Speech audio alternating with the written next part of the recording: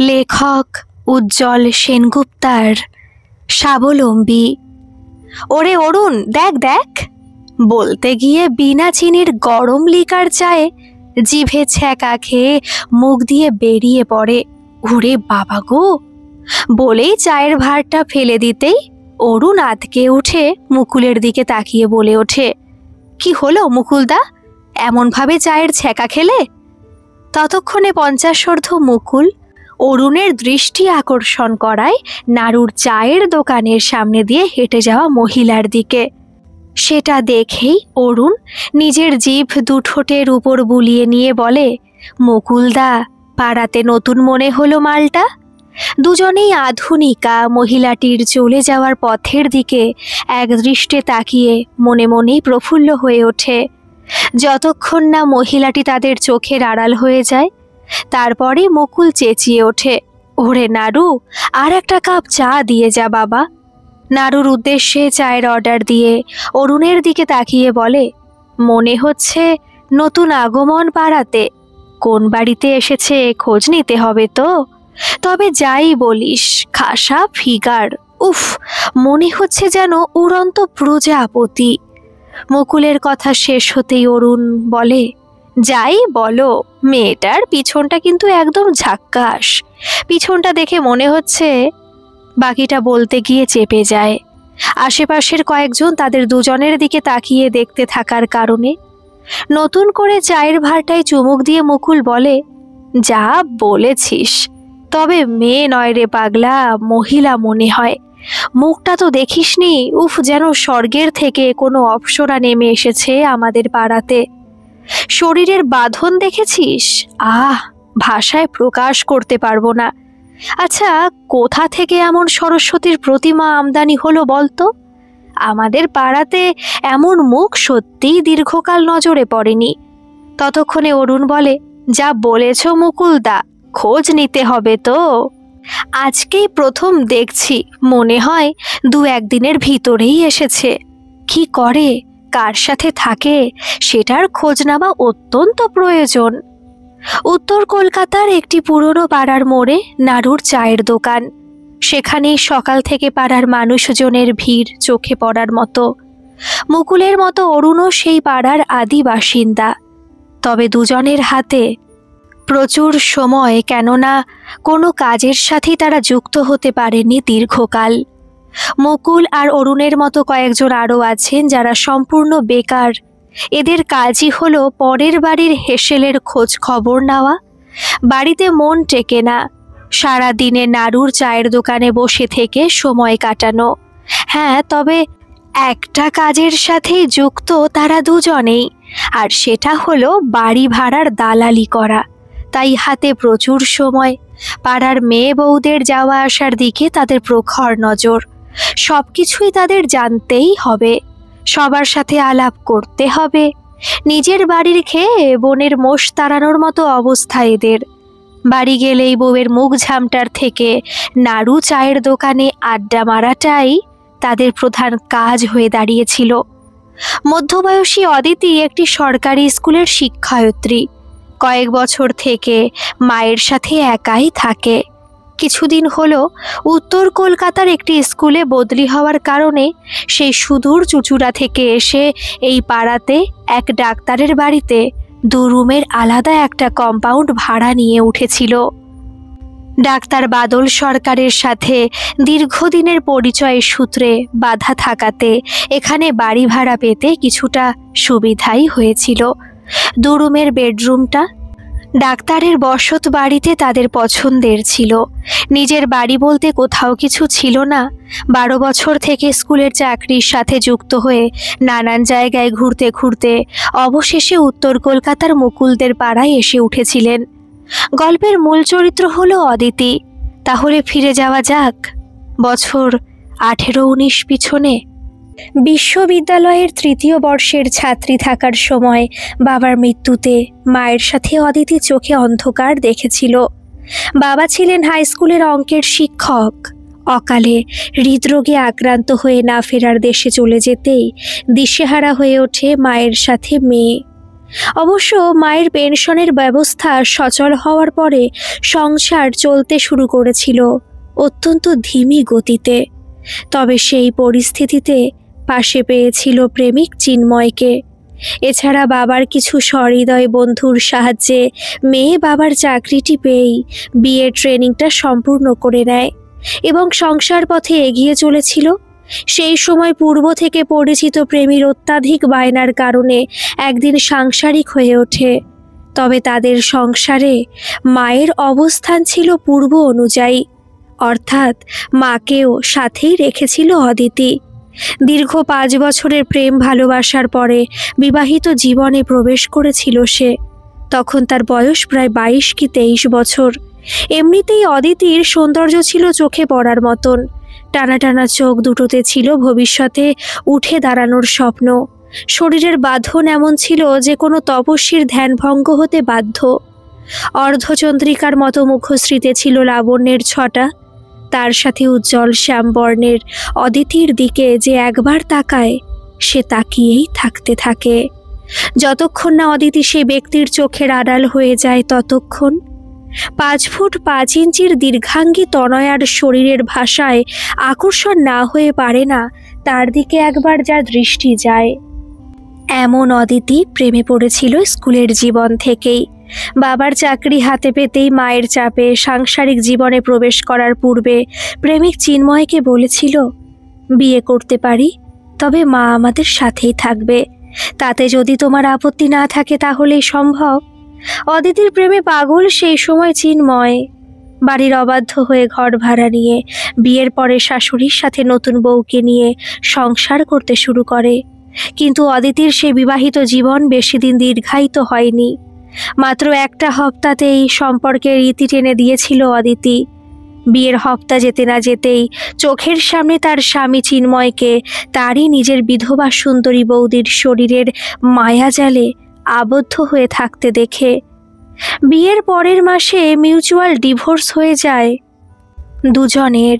বিয়ের 2 দিন পরে থেকেই কারণে অকারণে চিন্ময়ের অল্প বয়সের বিধবা বৌদি যখন এসে এদের ভাড়া বাড়িতে উঠতে শুরু করেছিল তখন থেকে সন্দেহটা মাথা চাড়া দিয়েছিল অদিতির। হপ্তা যেতে না যেতেই চোখের সামনে দুজনকে অপ্রীতিকর পরিস্থিতিতে দেখার পরে সম্পর্কে ইতি টেনে নিতে বাধ্য হয়েছিল অদিতি। সেই দিনে দুজনের সম্পর্কটা নিজের চোখে দেখার পরে বিদ্রোহ করে বলে উঠেছিল, সুন্দরী বৌদিকে নিয়ে থাকতে পারতে, বিয়ে করার প্রয়োজন কি পড়েছিল? আমি কদাপি এমন সম্পর্ক মেনে নিতে পারবো না। চিন্ময় অনেক বোঝানোর ব্যর্থ চেষ্টা করছে, কিন্তু নিজের চোখের সামনে তাদের ভাড়া বাড়িতে দুজনকে যৌন সম্পর্ক স্থাপন করতে দেখে রীতিমতো জ্বলে উঠেছিল অদিতি। মাত্র দিন কয়েক স্বামীর সাথে এক বিছানায় শুয়ে বিষাক্ত হয়ে উঠেছিল তার তনমন। যেদিন দুজনকে আপত্তিকর অবস্থায় দেখে সেদিন থেকে মায়ের সাথে শোয়ার ব্যবস্থা করে পরের দিনই আলাদা বাড়ি ভাড়া নিয়ে উঠে গেছিল, চিন্ময়ের সমস্ত রকম অনুনয় অনুরোধকে উপেক্ষা করে। আলাদা করে ভাড়া বাড়িতে উঠতেই ডিভোর্সের ফাইল করে বসে। ডিভোর্স চলাকালীন চিন্ময়কে রীতিমতো ধমকি দিয়েছিল, চুপচাপ ডিভোর্সের ব্যাপারে সহযোগিতা না করলে খোরপোশের মামলা দায়ের করতে বাধ্য হব। সারা জীবন ধরে তোমার জীবনটাকে জ্বালিয়ে পুড়িয়ে ছাড়খাড় করে দিতে বাধ্য হয়ে হব। তোমার সমস্ত কীর্তি প্রকাশ করে দেব সর্বত্র। তখন নিজের বৌদির সাথে পরকীয়ার ঘটনাটা সমাজের সামনে তুলে ধরতে বাধ্য হতে হবে। আমার নিজের চোখে দেখা তোমার নিজের বিধবা বৌদির সাথে অসঙ্গত সম্পর্কে জড়িয়ে থাকা, তখন মুখ দেখাতেও পারবে না সমাজের সামনে। চিন্ময় বুঝে গেছিল অদিতি এতটা সহজে তাদের ভিতরের সম্পর্কটাকে মেনে নেবে না, তাই বিনা প্রতিদ্বন্দ্বিতে দুজনের মিউচুয়াল ডিভোর্স হয়ে যায়। সাংসারিক জীবনের মোহমায়া কেটে গেছিল মাত্র 1 মাসের পরে। সাংসারিক জীবনের প্রতি এক প্রকার ঘেন্না ধরে গেছিল অদিতির মনে। বাকি জীবনটা মায়ের সাথে থেকে চাকরি করে যাওয়াটাকে প্রাধান্য দিয়েছিল। তার 2 মাস পরে ট্রান্সফার করিয়ে নেয় আরামবাগ শহরে। সেখানে বেশ কয়েক বছর থাকার পরে পুনরায় চুঁচুড়া শহরে ফিরে যায়। সেখানে কয়েক বছর চাকরি করার পরে উত্তর কলকাতার একটি স্কুলে বদলি হওয়াতে এই পাড়াতেই এসে উঠতে হয়েছিল। তবে অদিতির বেড়ানোর শখ ছিল খুব। যখন স্কুলের ছুটি পেত তখনই মাকে সাথে নিয়ে বেরিয়ে পড়তো দেশের নানান জায়গায়। চিন্ময়ের সাথে ডিভোর্স হওয়ার পরে কেটে গেছে দীর্ঘ 12-13টি বসন্ত, কিন্তু পুনরায় বিয়ে করে সংসার করার শখ মিটে গেলেও ফুটন্ত যৌবনের শরীরে কামের অনুভূতি হয় মাঝে মাঝেই। সেখান থেকে বাঁচার জন্য উপন্যাস পড়ার সাথে লেখালেখিতে মনোনিবেশ করেছিল। এতদিনে বয়স 36-এর আশেপাশে পৌঁছে গেলেও শরীরের বাঁধন ছিল যেমন অটুট, তেমনি সৌন্দর্য শতগুণ বেড়ে গেছিল। শরীর সামান্য ভারী হলেও অত্যন্ত আকর্ষণীয় হয়ে উঠেছিল সেই বয়সেই। মাঝে মধ্যেই মা নিরূপা দেবী বলতেন, এখন সময় আছে তোর কাছে, মনের মতো কাউকে বেছে নিয়ে সংসারের পথে এগিয়ে যেতে পারিস। ভবিষ্যতে বৃদ্ধ হলে একজনের সাহারার প্রয়োজন হবে। তাছাড়া মেয়ে মানেই সাংসারিক হওয়াটাই অনিবার্য। বিয়ে করে সন্তানের জননী হয়ে দেখবি মনের সমস্ত আশা আকাঙ্ক্ষা পূর্ণ হয়ে উঠবে। হেসে উঠে মায়ের গলা জড়িয়ে ধরে বলেছে, বিয়ে করেই কি সন্তানের জননী হতে হয়? বিয়ে না করে সন্তানের জননী হওয়া যায় না। দুহাত গালে দিয়ে মা বলেছিল, সেটা কিভাবে? সন্তানের জননী হওয়ার জন্য একজন জনকের প্রয়োজন হয়। তুই সেই জনকটা পাবি কোথায়? তাহলে তোকে ব্যভিচারের পথে যেতে হবে। ততোধিক হেসে অদিতি বলে ওঠে, তার প্রয়োজন পড়বে না আমার জীবনে। দত্তক নেব কোনো অনাথ সন্তানকে, তাহলেই জননীর হওয়ার স্বাদ পেয়ে যাব। তবে এখনই সেই দায়িত্ব নিজের ওপর নিতে চাই না আমি। ভবিষ্যতে যেদিন মনে হবে একটি সন্তানের প্রয়োজন, সেদিন কোনো অনাথ আশ্রম থেকে কোনো একটি অনাথ শিশুকে এনে মানুষ করার দায়িত্ব নেব। যতই মায়ের কাছে সাধু সাজার অভিনয় করুক না কেন, প্রায় শরীরের কামনায় জর্জরিত হয়ে উঠত অদিতি। তার শরীরে এখনও পর্যাপ্ত মাত্রায় যৌবনের আকাঙ্ক্ষাগুলো থেকে গেছিল। সে যৌনকাঙ্ক্ষা থেকে বেরিয়ে আসাটা কি এতটাই সহজ ছিল তার পক্ষে? মায়ের থেকে বিয়ের ব্যাপারে অভিযোগ অনুযোগ অনেকবার পেলেও মনের মতো সাথীর খোঁজে চোখ দুটি খুঁজে যেত অনবরত। স্কুলে সুনাম ছিল অদিতির। তার গাম্ভীর্য, ছাত্রীদের প্রতি একাগ্রতা, শিক্ষার ক্ষেত্রে সেটাই ছিল তার বাইরের আবরণ। কিন্তু মন দীর্ঘদিন থেকেই চাইছিল কোনো ঈপ্সিত মনের মতো পুরুষের সঙ্গ। কেবল কি মন চাইছিল পুরুষের সঙ্গ? মনের সাথে শরীরটাও যে মাঝে মাঝে বিচলিত হয়ে উঠত, সেটা মন না চাইতেও ভাবনায় চলে আসতো অদিতির। নিজের প্রস্ফুটিত যৌবনের শরীরটার দিকে মাঝে মাঝে তাকিয়ে ব্যাকুল হয়ে উঠত সঙ্গমের ইচ্ছায়। কিন্তু বাইরের আবরণে ছিল কঠোরতা। তার জন্যই এতদিন তার ধারে কাছেও কেউ ঘেঁষতে পারেনি। সেদিন বিকালে স্কুলের শেষে বাড়িতে ফেরার সময় পথ আটকে দাঁড়ায় মুকুলের সাথে অরুণ। রোদ্দুর থেকে বাঁচতে কালো চশমা চোখে থমকে দাঁড়ায় অদিতি। ততক্ষণে 4 ফুট 2 ইঞ্চির মুকুল পান চিবোতে চিবোতে বলে, ম্যাডাম, আপনাকে পাড়াতে নতুন দেখলাম, তাই আলাপ করতে এলুম। আপনি কোথায় থাকছেন যদি বলেন, তাহলে আপনার উপকারে আমরা আসতে পারি সময় মতো। ততক্ষণে বেতের মতো ধারালো ছিপছিপে চেহারা, চোখ দুটো বাজ পাখির মতো তীক্ষ্ণ, 6 ফুট লম্বা খ্যাংরা কাঠির মতো তালপাতার সেপাই অরুণও ঘাড় নাড়িয়ে সম্মতি দেয়। তাদের দুজনে ঔদ্ধত্যতা দেখে ভিতরে ভিতরে প্রচণ্ড ক্ষুব্ধ হলেও স্বাভাবিক ছন্দে বলে, আপনারা কি এই পাড়ার কেউকেটা? মানে পাড়ার মাতব্বর, নাকি সব কিছুই আপনাদের জানতে হবে? আগে আপনাদের দুজনের পরিচয় দিন, তারপরেই বাকি কথা। এক দলা পানের পিক পাশেই থু করে ফেলতেই অদিতি নাকে রুমাল চেপে অত্যধিক বিরক্তি প্রকাশ করতে উদ্ধত হতেই মুকুল বলে ওঠে, এই তো ম্যাডাম, আপনি রেগে যাচ্ছেন খামোখা। আমরা এই পাড়ার আদি বাসিন্দা।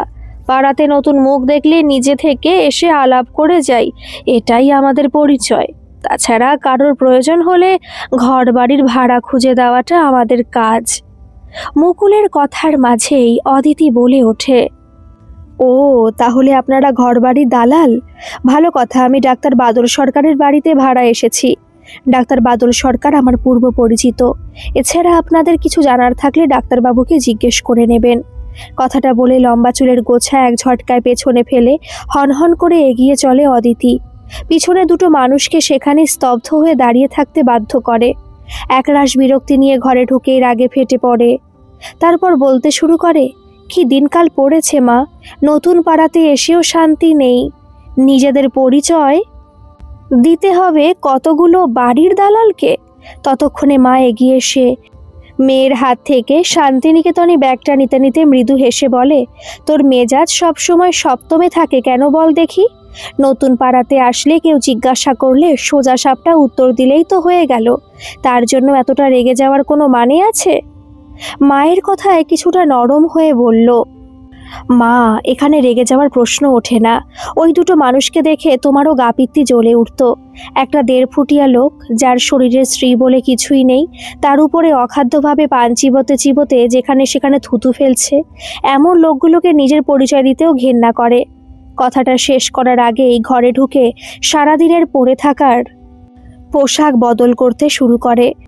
ডাক্তার বাদল সরকার যখন অদিতিরা চুচুড়াতে, তখন থেকে তার বাবাকে চিকিৎসা করার সময় থেকে পরিচিত। পরবর্তী সময় কিছুটা পারিবারিক বন্ধুত্ব হয়ে যায়। কলকাতা থেকে সপ্তাহে 2 দিন যেতেন রোগী দেখতে। তখনই অদিতির সাথে কথা বলতেন, তার পড়াশোনার বিষয়ে জিজ্ঞাসা করতেন। এমন করেই চলতে চলতে যেদিন বাবা হৃদরোগে আক্রান্ত হলেন, সেদিনও ডাক্তার বাদল সরকার ছিলেন। বাবার ডেথ সার্টিফিকেট তিনিই লিখেছিলেন। পরবর্তীকালে অদিতি চাকরি পাওয়ার পরেও তাদের সাথে যোগাযোগ রেখেছিলেন।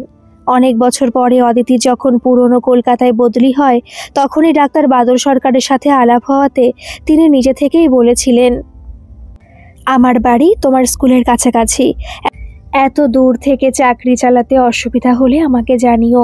আমার 2 তলা বাড়ির নিচের একটা অংশে তোমরা দুজনে থাকতে পারবে। অদিতির সাথে মায়ের মনেও ধরেছিল ডাক্তারের পরামর্শ, তাই বদলি হওয়ার পরেই চলে এসেছিলেন ডাক্তার বাদল সরকারের বাড়িতে।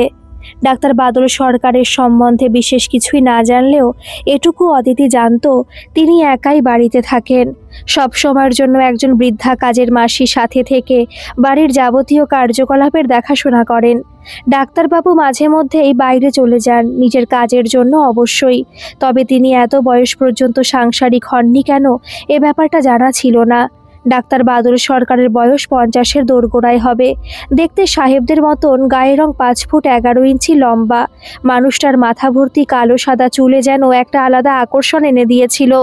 তার উপরে ছিল নিরোগ পেটানো শরীর। প্রতিদিন প্রভাতে ঘণ্টাখানেক পার্কে হাঁটার সাথে ব্যায়াম করেন, তাতে সুস্থ শরীরের অধিকারী। পাড়ায় সকলের সাথে তার অমায়িক ব্যবহারের কারণে একটা আলাদা সম্মানের স্থানে পৌঁছেছিলেন। নিজের বাড়িতে একটা ডিসপেন্সারি থাকলেও মাঝে মধ্যে কখনো কখনো বসতেন এমার্জেন্সি রোগী দেখার জন্য। কলকাতায় বেশ কয়েকটি হাসপাতালের সাথে যোগাযোগ ছিল তার। এমন ডাক্তারের বাড়িতে ভাড়া এসে নিজেদের অনেকটা সুরক্ষিত মনে করেছিল অদিতিরা। মাত্র কয়েকদিন হলো ডাক্তারের বাড়িতে এসেই পাড়ার মুকুলদের সামনে পড়ে যার পরনায় বিরক্ত হয়েছিল অদিতি। তাই মুকুলদের সাথে প্রথম সাক্ষাতেই ডাক্তার বাদল সরকারের নাম নেওয়াতে তারা ওখানেই থমকে গেছিল। সেই দিনই সন্ধ্যার বারান্দায় বসে চা খাওয়ার সময় ডাক্তারবাবুর বিশাল জাগুয়ার গাড়িটি এসে দাঁড়াতেই তটস্থ হয়ে সেদিকেই তাকিয়েছিল অদিতি। ডাক্তার গাড়ি থেকে নামতেই, অদিতির চোখাচোখি হতেই অদিতি মিষ্টি করে হেসে বলে, আপনার গাড়িটি কিন্তু দারুণ। কথাটা শেষ করতেই ডাক্তার বলেন, পছন্দ হয়েছে তাহলে? মাসিমা কেমন আছেন? গাড়ির ড্রাইভার গাড়ি গ্যারেজ করার সময় দাঁড়িয়েছিলেন ডাক্তার। ডাক্তারের কথা শেষ হতেই অদিতির মনে পড়ে গেল মুকুলদের কথা। তখনই বলে ওঠে, ডাক্তারবাবু, আপনার সাথে আমার কয়েকটি কথা আছে, বিশেষ করে এই পাড়ার কিছু লোককে নিয়ে। যদি আপনার হাতে সময় থাকে, 2টো কথা বলতে পারি? ততক্ষণে ড্রাইভার গ্যারেজ বন্ধ করে ডাক্তারবাবুর হাতে চাবি দিতেই বলে ওঠেন, এক কাজ করো না, উপরে চলে এসো, ওখানেই কথা বলা যাবে। রাস্তায় দাঁড়িয়ে এই সমস্ত কথা না বলাটাই ভালো। উপরে এসো, তোমার জন্য 1 কাপ স্পেশাল চায়ের নিমন্ত্রণ জানাচ্ছি। কথাটা শেষ করে মৃদু হেসে এগিয়ে যান ঘরের দিকে। অদিতি হতভম্ব হয়ে গেছিল ডাক্তারের আমন্ত্রণে, তবুও নিজেকে সামলে নিয়ে স্থির করে, তিনি যখন নিজে থেকে আমন্ত্রণ করেছেন, গিয়ে দেখেই আসি না ডাক্তারের একার সংসার কেমন। বাড়ির আটপৌরে শাড়িটা খুলে একটা সুন্দর দেখে ড্রেস পরে আয়নার সামনে দাঁড়িয়ে চুলে চিরুনি চালিয়ে মুখে সামান্য প্রসাধনের প্রলেপ লাগিয়ে মাকে বলে, মা, আমি একটু উপরে যাচ্ছি, ডাক্তারবাবুর সাথে কথা আছে। তিনি নিজেই বললেন একবার উপরে এসে কথা বলতে। ডাক্তারের সাথে মেয়ের কথা হওয়াটা মা শুনেছিলেন, তাই কোনো উত্তর না দিয়ে মাথা নাড়িয়ে সম্মতি দিলেন। ওড়নাটা বুকের উপরে গুছিয়ে রেখে ধীর পায়ে উপরে সিঁড়িতে উঠতেই আওয়াজ আসে, সোজা চলে এসো অদিতি, মাসিকে চায়ের জন্য বলে দিয়েছি। উপরের ঘরে দরজার সামনে থমকে দাঁড়ায় অদিতি। ততক্ষণে ভিতর থেকে আওয়াজ আসে, থমকে দাঁড়ালে কেন, ভিতরে চলে এসো সোজা। অদিতি আশ্চর্য হয়ে ভাবে, ডাক্তারবাবু তো তাকে দেখতে পারছেন না, তাহলে না দেখে কিভাবে বুঝে গেলেন যে থমকে দাঁড়িয়েছি। মনের ভিতরে প্রশ্নগুলো নিয়ে এগিয়ে যেতেই সামনের ডাইনিং রুমের সোফায় বসে থাকা ডাক্তার বলে ওঠে, এসো আগে বসে চায়ের স্বাদ নি দুজনে, তারপরে তোমার কথা শুনবো। ততক্ষণে অদিতি ঘরে চারদিকটাতে চোখ ঘোরাতে শুরু করে দেখে যে ডাইনিং রুমে তারা বসেছিল তার 3 দিকে সোফা দিয়ে সাজানো।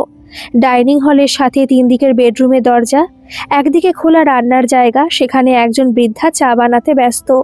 তবে প্রতিটি ঘর ডাইনিং হলে বসেই দেখা যায়। প্রতিটি ঘর সুন্দরভাবে সাজানো। একটা ঘর সম্পূর্ণ ডিসপেন্সারিতে ভর্তি দেখে অদিতি বলে, আপনি কি পেশেন্ট এখানেই দেখেন? ততক্ষণে চায়ের ট্রে তাদের সামনে পৌঁছে গেছিল। ট্রেতে কেবল চা ছিল না, সাথে কয়েক রকমের বিস্কুট আর একটি করে সিঙ্গারা। ডাক্তার বাদল একটি সিঙ্গারা তুলে নিয়ে অদিতিকে ইশারা করে সিঙ্গারা নেওয়ার জন্য। তারপরে বলে, পেশেন্ট এখানে দেখি না, নিচের গ্যারেজের পাশে একটা ছোট ডিসপেন্সারি আছে, ওখানেই দেখি, তবে রেগুলার নয়। কেউ যদি হঠাৎ অসুস্থ হয়ে যায় তার জন্য খোলা থাকে। পাড়াতে অনেকেই আসেন বিনা পয়সা চিকিৎসা করাতে, তাদেরও ফিরিয়ে দিই না। সামনের ওই ঘরটায় নানা রকমের যন্ত্রপাতি ওষুধপত্র রাখা আছে, সেগুলো আমার নিজের কাজের জন্য, তাই এটা দেখে অবাক হইও না। ততক্ষণে অদিতিও একটা সিঙ্গারা তুলে নিয়েছে।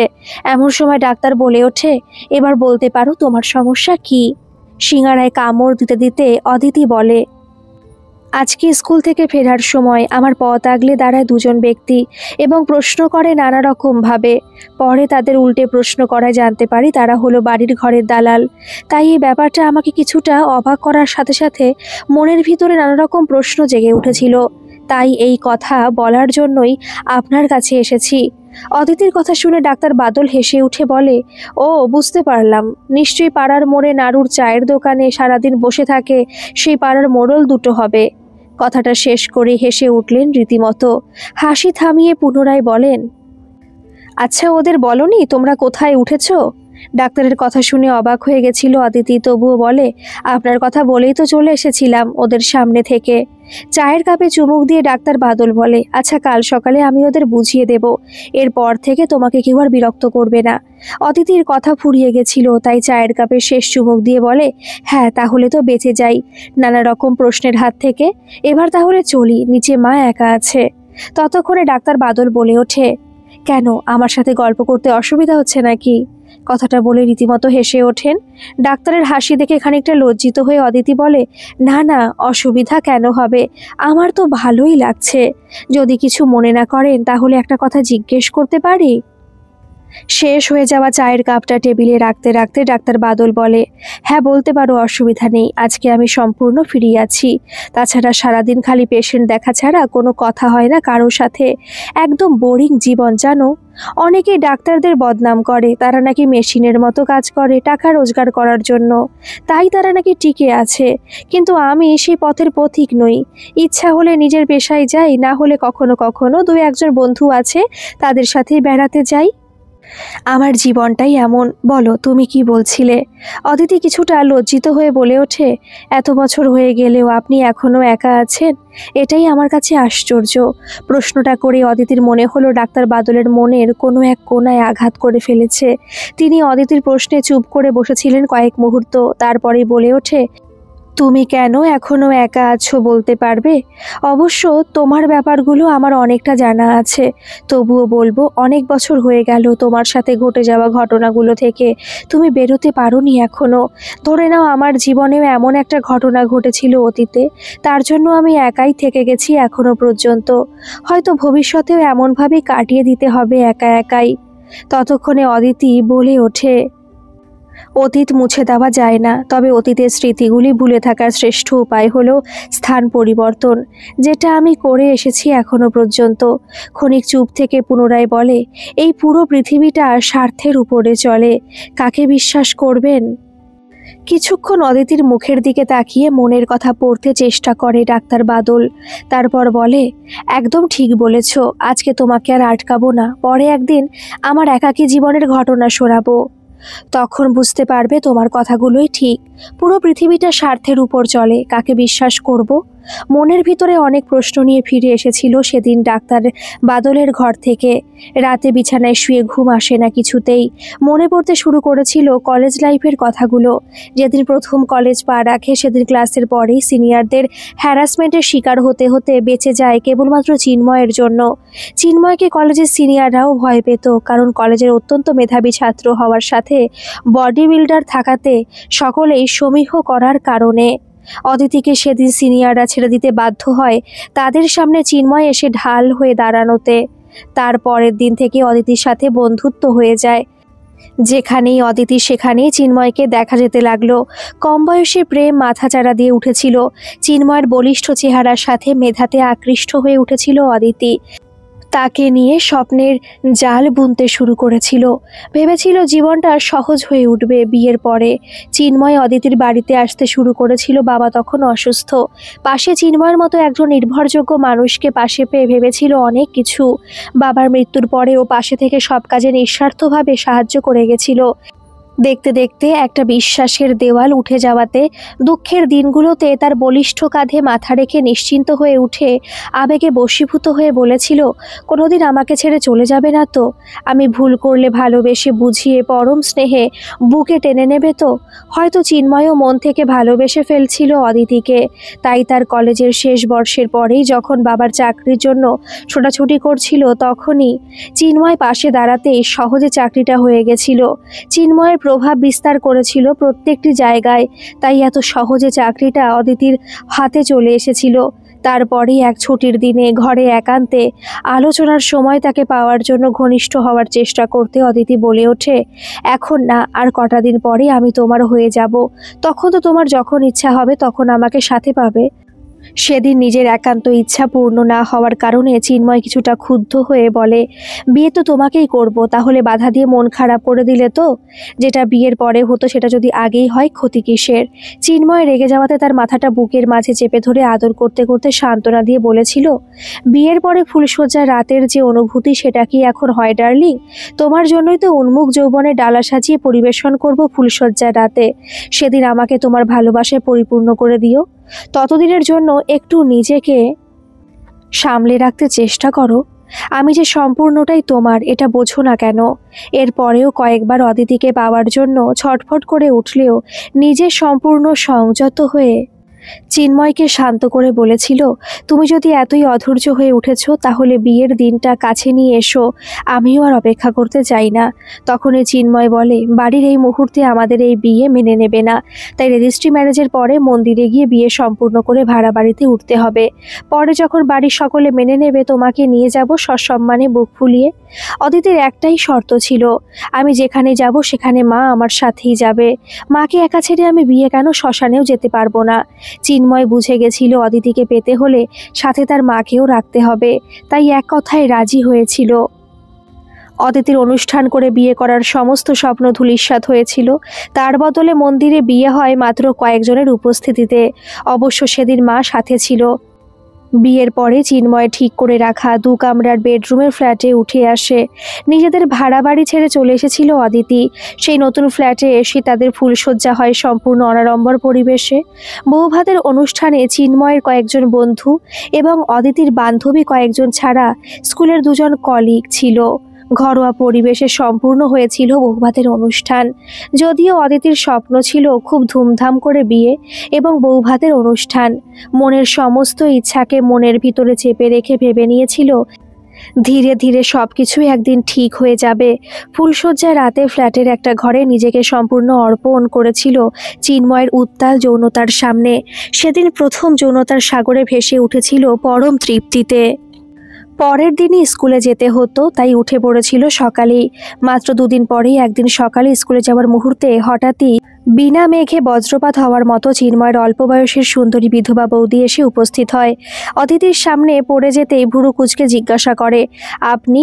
আপনাকে তো ঠিক চিনলাম না। ততক্ষণে পেছনে এসে দাঁড়িয়েছে চিন্ময়। সেই বলে ওঠে, সুমিতা আমার দাদার বউ, মানে আমার বড় বৌদি। তোমাকে পরিবারের প্রতিটি সদস্যদের সাথে আলাপ করাতে পারিনি, তাই বৌদির সম্বন্ধেও জানাতে পারিনি। অদিতি বুঝে গেছিল চিন্ময়ের বৌদি বিধবা, তার বেশভূষা দেখেই।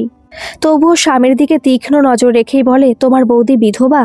দাদার মৃত্যু কিভাবে কবে হয়েছিল সে সম্বন্ধে তো তুমি কিছুই জানাওনি আমায়। তাছাড়া তোমাদের বাড়িতে এতজন সদস্য থাকতে তোমার বিধবা বৌদি এখানে এসে পৌঁছে গেছেন কেন? কি কারণ থাকতে পারে তার? দুজনের উদ্দেশ্যে এই প্রশ্নটা ছুড়ে দিয়েছিল, কিন্তু কারো থেকে কোনো সদুত্তর পায়নি এই মুহূর্তে। স্কুলের যাওয়া তাড়া থাকাতে মায়ের দিকে তাকিয়ে ইশারায় বুঝিয়ে দিয়েছিল এদের দুজনের উপরে নজর রাখে যেন। স্কুল থেকে ফিরে মাকে ফ্ল্যাটে একা পেয়ে জিজ্ঞেস করেছে ওর বৌদি কতক্ষণ ছিল বাড়িতে, ওর বৌদি ফ্ল্যাটে থাকার সময় তার স্বামী কোথায় ছিল, তার সাথে কেমন কথা হচ্ছিল শুনেছ? মা উত্তর দিতে পারেনি সঠিক, তাও বলে ওরা দুজনে তোদের ঘরেই বসেছিল অনেকক্ষণ। কিসের গল্প করছিল আমি এতটা নজর দিতে পারিনি। দুপুরের খাবার আগেই বেরিয়ে যায় বৌদি। সেদিনই অদিতির মনে একটা সন্দেহের দানা বেঁধে উঠেছিল, কিন্তু তারপরের দিন থেকে প্রায় চিন্ময়ের বিধবা বৌদি এসে পৌঁছে যেত সময়ে অসময়ে। মায়ের মুখে শুনেছে সে স্কুলে চলে যাওয়ার পরে চিন্ময়ের বৌদি এসে পৌঁছে যেত। দুজনের বিয়ের মাত্র 1 সপ্তাহ পরে সেদিন মা গেছিলেন ত্রিবেণীর হংসেশ্বরী মন্দিরে মায়ের দুজন বান্ধবীর সাথে।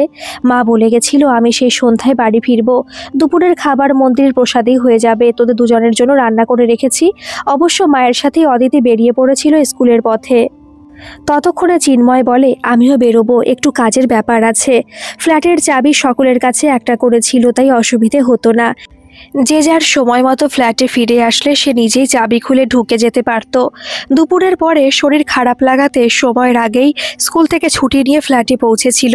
ফ্ল্যাটের দরজা খুলতে চমকে উঠে তাদের ঘরের থেকে অসঙ্গত আওয়াজ শুনে নিস্তব্ধে পা টিপে টিপে ঘরের পর্দাটা সরিয়ে দিতেই চোখের সামনে যে দৃশ্য দেখেছিল মুহূর্তেই তার পৃথিবীটা পাল্টে গেছিল। দরজাটা খোলাই ছিল, কেবল পর্দাটা টাঙানো থাকাতে সহজে ভিতরে দৃশ্য নজরে পড়তেই অদিতির স্বপ্নের সংসার ভেঙে চুরমার হয়ে গেছিল।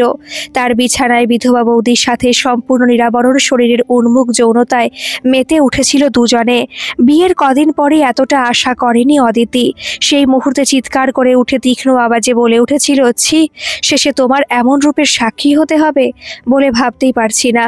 তখন দুজনের চরম মুহূর্ত। অদিতির কটূক্তি ভরা আওয়াজ শুনে দুজনে আলাদা হয়নি।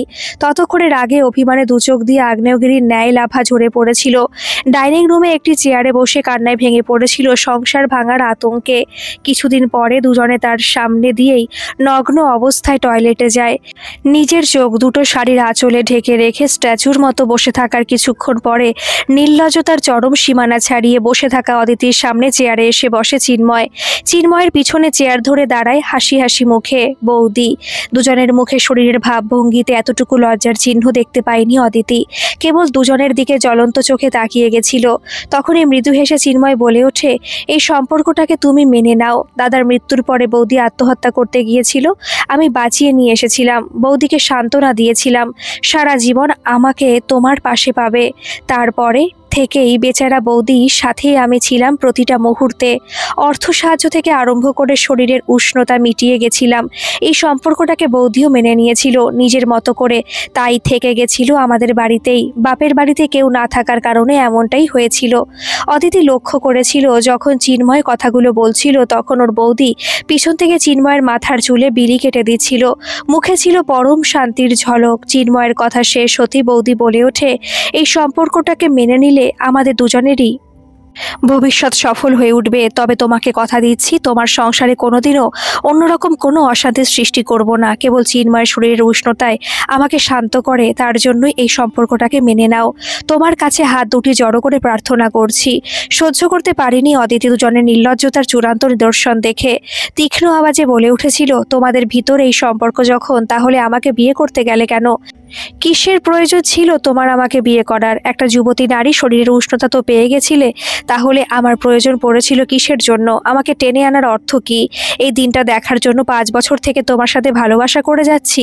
কদাপি এই সম্পর্ক আমি মানতে বাধ্য নই। হ্যাঁ, আজকের পর থেকে আমাকে ভুলতে হবে তোমায়। খুব ভালোবাসতাম তোমায়। তোমার এমন রূপের সাক্ষী হতে হবে বলে স্বপ্নেও ভাবতে পারিনি। বাকিটা বলতে পারিনি। বুকের ভিতরের কান্নাটা গলায় এসে দলা পাকিয়ে আটকে গেছিল।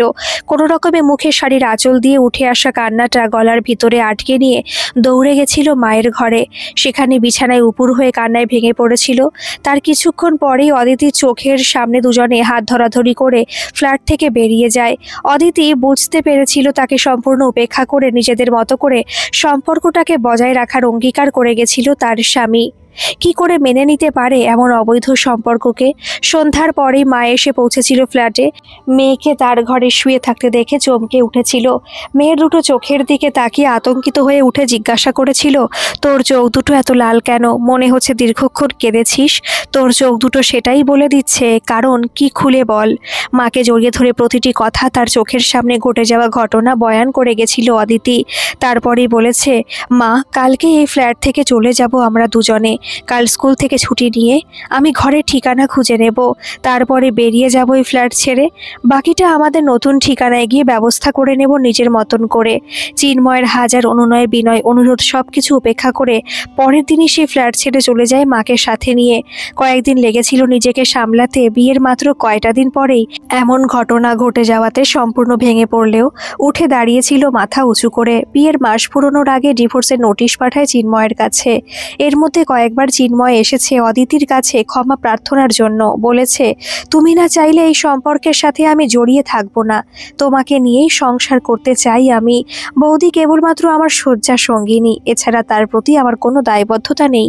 মানতে রাজি হয়নি অদিতি। ক্রুদ্ধ হয়ে বলেছে, তোমার মনে যদি এমনটাই থাকতো তাহলে আমাকে আগে থেকে জানিয়ে রাখতে। ভেবে দেখতাম তখন তুমি সারা জীবনেও পারবে না তোমার অবৈধ সম্পর্ক থেকে দূরে সরে আসতে। আর একটা কথা, ডিভোর্সের ফাইল যত তাড়াতাড়ি নিষ্পত্তি হয়ে যায় সেটাও তোমায় দেখতে হবে, না হলে তোমাকে ঝুলিয়ে রাখবো সারাটা জীবন। আর প্রতি মাসে খরগোশ নিয়ে তোমার জীবনটাকে অতিষ্ঠ করে তুলতে আমি পিছিয়ে যাব না, এটা মনে রেখো। চিন্ময় বুঝে গেছিল অদিতি কোনো মতে এই সম্পর্কটাকে মেনে নেবে না। তাই নিজস্ব সম্মান রক্ষার জন্য কয়েক লক্ষ টাকার বিনিময়ে মিউচুয়াল ডিভোর্স দিয়ে দেয়। দুজনের সম্পর্ক মিটে গেলেই অদিতি উঠে পড়ে লাগে সেখান থেকে অন্যত্র কোথাও বদলি হয়ে যাবার জন্য। হয়েও যায় কিছুদিনের মধ্যেই হুগলির জেলার আরামবাগ শহরের নিকটে একটি স্কুলে। সেখানে একটি বাড়ি ভাড়া করে কাউকে নিজের ঠিকানা না জানিয়ে মাকে সাথে নিয়ে চলে যায়। দীর্ঘদিনের বাস ছিল চুঁচুড়া শহরে। সেখান থেকে চরম আঘাত পেয়ে মনটা ঘৃণায় ভরে উঠেছিল সংসার করার নামে। সারাটা রাত বিগত দিনগুলোর ঘটনা চোখের সামনে চলচ্চিত্রের মতো ভেসে উঠেছিল। ভোরে উঠেও বিছানায় শুয়ে থাকতে ইচ্ছা হচ্ছিল না, তাই ভাবে মর্নিং ওয়ার্কে গেলে কেমন হয়। ঘুমন্ত মাকে ঘুমোতে দিয়ে একটা পরিচ্ছন্ন ড্রেস পরে বেরিয়ে পড়ে রাস্তায়। তখন অনেকে মর্নিং ওয়াকের জন্য রাস্তায় হাঁটাচলা করছিল। স্কুলে যাবার পথে সামনের বিশাল পার্কটা নজর এসেছিল প্রথম দিনেই। সেদিকে হেঁটে যেতেই পার্কের প্রবেশপথে নজরে পড়তেই থমকে দাঁড়ায়। দেখে ডাক্তার বাদল একটি ট্রাকস্যুট পরে জগিং করতে চলেছেন। দুপাশে অবশ্যই আরও দুজন ব্যক্তি সমান তালে দৌড়ে চলার সাথে মাঝে মাঝে কিছু কথাতে হেসে উঠছেন। অদিতি সেদিকে না দেখার ভান করে পার্কে ঢুকেই ঠিক উল্টো পথে হাঁটা শুরু করে। আশেপাশে নজর পড়তে দেখে অনেক বৃদ্ধ বৃদ্ধা যেমন আছেন তেমনই কিছু মধ্যবয়সী নারী পুরুষও ছোট ছোট দলে বিভক্ত হয়ে নিজেদের মতো করে হেঁটে চলেছেন। পার্কটা খুব বেশি বড় না হলেও একেবারে ছোটও নয়। অদিতি নিজের খেয়ালে যতটা সম্ভব দ্রুত হেঁটে চলার মাঝে একটি কম বয়সী মেয়ে শর্ট প্যান্ট পরে পাশ দিয়ে যাওয়ার সময় একরাশ মিষ্টি হাসির ঝিলিক দিয়ে বলে যায়, সুপ্রভাত দিদি। অদিতি অবাক হয়ে মেয়েটির দিকে তাকিয়ে প্রতি উত্তর দিলেও বুঝতে পারে না মেয়েটি কি তাকে চেনে। হঠাৎ করে প্রভাতী সম্বোধন করাতে কিছুটা আশ্চর্য হলেও ততক্ষণে মেয়েটি দৌড়ে গেছে তাকে ছাড়িয়ে। আরও কিছুটা যাওয়ার পরে এক জায়গায় দাঁড়িয়ে খালি হাতে ব্যায়াম করার সময় পিছন থেকে আওয়াজ, হাই অদিতি, তোমারও মর্নিং ওয়াকের অভ্যেস আছে নাকি? জানতাম না তো। পিছনে ফিরেই দেখে ডাক্তার বাদল রীতিমতো ঘেমে উঠে হাত পা উপর নিচে করার সাথে ছোট ছোট জাম্প করতে করতে তাকেই সম্বোধন করছে। ততক্ষণে অদিতিও একটা মিষ্টি হাসির ঝলক দিয়ে সুপ্রভাত সম্বোধন করেই বলে, হ্যাঁ, মর্নিং ওয়াক করাটা অভ্যেস হয়ে গেছে, অনেক দিন করছি তো। তবে এখানে এসে আজকেই প্রথম আসতে পারলাম। ততক্ষণে ডাক্তার বাদল ঘন ঘন শ্বাস নিতে নিতে বলে, এই দূষিত শহরে সুস্থ থাকার জন্য এটা করতেই হয়।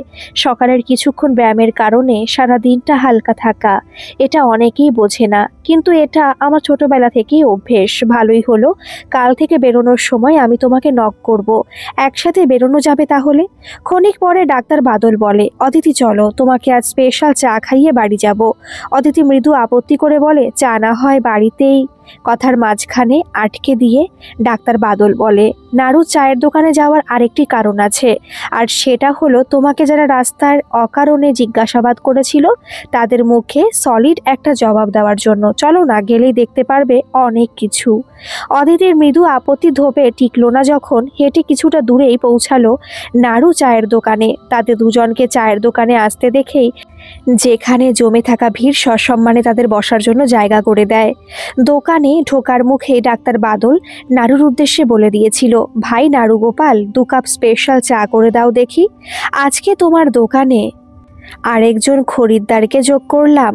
ততক্ষণে অদিতি লক্ষ্য করেছিল সেখানে কেবলমাত্র পুরুষদের ভিড়ে ঠাসা। একমাত্র মহিলা হিসেবে সে নিজে চারদিকে তাকিয়ে দূরে এক কোণে কালকের পথ আটকানো দুজনকে দেখতে পায়।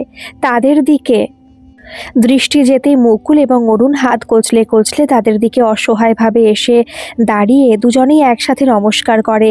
সেই দেখে ডাক্তার বাদল তাদের দিকে তাকিয়ে বলে, ও তোমরা সেই গুণধর কার্তিক যারা ম্যাডামকে কালকে রাস্তা আটকে জিজ্ঞেস করেছিলে? কিসের প্রয়োজন এত তোমাদের ছুকছুকানিটা? এখন থেকে কম করতে চেষ্টা করো। বাটুল মুকুলের শোচনীয় অবস্থা দেখে মনে মনে হেসে ফেলে অদিতি। তখনই মুকুল বলে, না ডাক্তারবাবু, আসলে বুঝতে পারিনি আপনার অতিথি বলে। ততক্ষণে ডাক্তার বাদল মৃদু ধমকের সুরে বলে, আমার অতিথি মানে? কান খুলে দুজনে শুনে রাখুন। পাড়াতে কোনো মহিলাদের উদ্দেশ্যে যদি আপনাদের এমন প্রতিক্রিয়া জানতে পারি তাহলে কিন্তু সোজা জেলের ভাত খাওয়াবো। অদিতি লক্ষ্য করে ডাক্তার বাদল যখন এদের দুজনকে ধমক দিচ্ছিল আশেপাশের সকলেই প্রায় তটস্থ হয়ে এদের দিকে তাকিয়ে থাকার সময় নাড়ু একটু সুদৃশ্য ট্রেতে 2টি মাটির ভাঁড়ে চায়ের সাথে 2টো টোস্ট বিস্কুট নিয়ে সামনে দাঁড়িয়ে শুনছিল মুকুলদের উদ্দেশ্যে ডাক্তারবাবুর কটূক্তিপূর্ণ ভাষণ। আর তাতে অত্যন্ত ক্ষুব্ধ হয়ে নাড়ু বলে ওঠে, জানি তোদের দুজনের কোনো কাজকর্ম নেই, সারাদিন এখানেই বসে থাকিস, তার সাথে তোদের স্বভাব চরিত্র কেমন আমার থেকে কেউ বেশি ভালো জানে না। আজ থেকে কিন্তু হুঁশিয়ার করে দিলাম আমিও, এমনটা যেন দ্বিতীয়বার নজরে না আসে। ততক্ষণে কয়েকজন বন্ধু প্রায় একসুরে বলে ওঠে, ডাক্তারবাবু, এই 2টো হতচ্ছাড়া ছাড়াও আরও কয়েকটি আড়ালে আবডালে আছে, কিন্তু আমরা প্রায় দেখতে পাই এদের গতিবিধিগুলো, কিন্তু চুপ করে থাকি অশান্তির ভয়ে। আজ আপনার নজরে পড়ে গেছে, তাই আমরাও এদের দুজনের বিরুদ্ধে প্রতিবাদ জানাচ্ছি। তখনও দুজনে 2 হাত জড়ো করে অদিতি এবং ডাক্তার বাদলের সামনে মাথা নিচু করে দাঁড়িয়ে থাকাতে ডাক্তার বলে ওঠে, যান, নিজের কাজ করুন, আমি যেন এরপরে না শুনি আপনাদের বিরুদ্ধে কোনো অভিযোগ। চায়ের ভাঁড়ে চুমুক দিতে দিতে এতক্ষণ মজা নিয়ে গেছিল অদিতি, এবার থাকতে না পেরে বলে ওঠে, কাল আপনারা দুজনেই আমাকে প্রশ্ন করেছিলেন না রাস্তা আটকে? এখানে সকলের সামনে আমি নিজেই জানিয়ে দিচ্ছি, আমি একটি হাই স্কুলের অঙ্কের দিদিমণি, আমার এইটুকুই পরিচয় আপনাদের পক্ষে যথেষ্ট। অদিতির স্পষ্ট জবাবে সেখানকার উপস্থিত সকলে ওর মুখের দিকে তাকিয়ে থাকলেও কারোর কিছু বলার সাহস হয় না।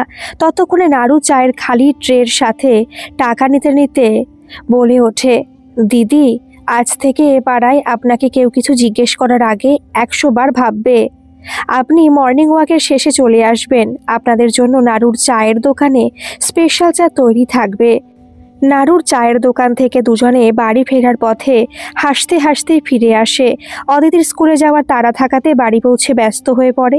কিছুক্ষণ পরে রোজের মতো শাড়ির সাথে ম্যাচিং করা ব্লাউজ, চোখে রোদের কালো চশমা, চোখে পাড়া রাস্তা ধরে এগিয়ে যেতেই নাড়ুর চায়ের দোকান পড়তেই সেখানে কয়েকজনের উপস্থিতি থাকলেও তার দিকে কাউকে তাকাতে না দেখে মনে মনে হেসে উঠে ভাবে, যত সব ভিতুর ডিম, আসলে ভয় পেলে চেপে ধরতে ছাড়ে না, আবার ভয় দেখালে চুপসে মিনি বিড়াল ছানা হয়ে যায় নিমেষে। এমন করে অদিতির কয়েকদিন চলে গেছিল। রোজ সকালে ঘুম থেকে উঠে মর্নিং ওয়াক, তারপরেই নাড়ুর চায়ের দোকানের থেকে 1 কাপ স্পেশাল চা খেয়ে স্কুলে যাওয়া। এবং বিকেল 5টার বাড়ি ফিরে হোমওয়ার্কগুলো দেখা, মাঝে মাঝে মায়ের সাথে কিছুক্ষণের বাজারঘাট সেরে নেওয়া। তবে কয়েকদিন হলো ডাক্তার বাদলের সামনাসামনি হতে না হলেও সকালের মর্নিং ওয়াকে রোজ সাক্ষাৎ হওয়াটা কিন্তু থেকে গেছিল। সেদিন সন্ধ্যায় হঠাৎ ডাক্তারের গাড়ি গ্যারেজ করার সময় ডাক্তার নিজেই আওয়াজ দেয়, অদিতি ফাঁকা থাকলে চলে এসো উপরে, আজ আমিও ফাঁকা আছি, খানিকক্ষণ তোমার সাথে আড্ডা দিলে সময়টা মন্দ যায় না। হপ্তাখানেক ধরে ডাক্তারের সাথে মিশে অদিতি বুঝতে পেরেছিল বাইরে থেকে নিজেকে যতটা ফুর্তিবাজ চিন্তাবিহীন ব্যক্তিত্বের পরিচয় দিলেও ভিতর থেকে প্রচণ্ড অসহায়। নিজের মানসিক চিন্তাটা কারোর কাছে প্রকট হতে দিতে চান না, তাই অনেকটাই ঘুলে মিলে গিয়েছিল। বর্তমানে ডাক্তারের আহ্বানে নিজেকে তৈরি করার সময় পাশে থেকে মা বলে ওঠে, চল আজ আমিও যাব তোর সাথে। বাবার সময় ডাক্তারবাবু আমাদের পাশে ছিলেন, তারপর থেকে ঠিক করে আলাপ হয়ে ওঠেনি। কিছুক্ষণ পরে মায়ের সাথে অদিতি এসে দরজায় দাঁড়াতেই ভিতর থেকে ডাক্তারের আওয়াজ শোনা যায়, চলে আসুন মাসিমা। অদিতি থমকে গেলে কেন? আজকে অদিতি অবাক না হয়ে পারে না, তাই ঘরের ভিতরে পা রেখেই বলে ওঠে, আপনি ভেতর থেকে বাইরে কে আছে কিভাবে বুঝে যান? অদিতির কথায় হো হো করে হেসে উঠে ডাক্তার বাদল বলে, এটা বুঝলে না অঙ্কের দিদিমণি, এটা যে আজকাল খুব সহজ। আর সেটা হলো গোপন ক্যামেরা লাগানো আছে দরজার বাইরে কিংবা রাতে গেটের ভিতরে কেউ ঢুকলেই সব কিছু আমি জানতে পারি। এগুলো আর কিছু নয়, সিসিটিভি, তবে সবগুলো গোপনভাবে লাগানো আছে। ঘরের ভিতরে প্রবেশ করতেই ডাক্তার বাদল বলে, আসুন মাসিমা, অনেকদিন পরে আপনার সাথে বসতে পেরে খুব খুশি হলাম। আপনি নিজে থেকে এসেছেন এটা ভেবে খুব আনন্দ হলো।